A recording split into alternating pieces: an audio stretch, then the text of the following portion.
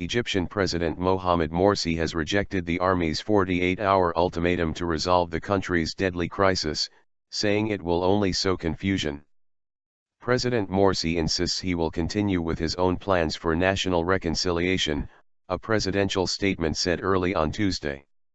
The army has warned it will intervene if the government and its opponents fail to heed the will of the people. However, it denies that the ultimatum amounts to a coup. Meanwhile, Egypt's state news agency Mena reported early on Tuesday that Foreign Minister Mohammed Kamel had submitted his resignation. If accepted, he would join at least 5 other ministers who have already reportedly resigned over the political crisis. On Sunday, millions rallied nationwide, urging the president to step down. Large protests continued on Monday with activists storming and ransacking Cairo's Muslim Brotherhood headquarters, the group from which the president hails. President Morsi's opponents accuse him of putting the Brotherhood's interests ahead of the country's as a whole. He became Egypt's first Islamist president on June 30, 2012, after winning an election considered free and fair following the 2011 revolution that toppled Hosni Mubarak.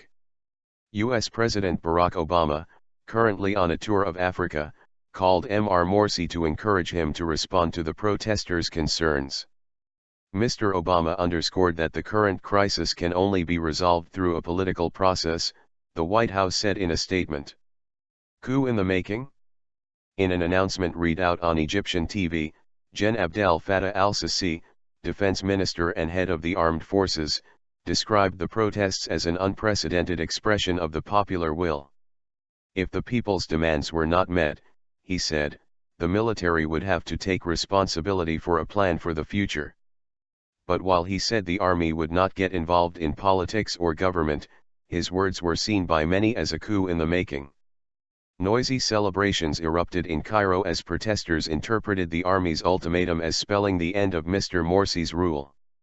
Tens of thousands of flag-waving supporters of Tamarud, Rebel, the opposition movement behind the protests, partied in Cairo's Tahrir Square late into the night. Meanwhile, senior Brotherhood figure Mohamed al-Biltaji urged pro-Morsi supporters to call their families in all Egyptian governorates and villages to be prepared to take to the streets and fill squares to support their president. Any coup of any sort will only pass over our dead bodies, he said to a roar from thousands gathered outside the Rabaa al-Adawiyah Mosque in Cairo's Nasser district.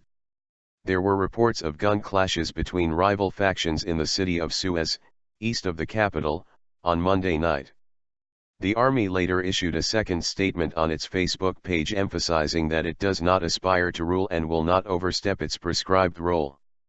According to Tuesday's presidential statement, President Morsi was not consulted ahead of the ultimatum announcement. It said that such action would cause confusion in the complex national environment.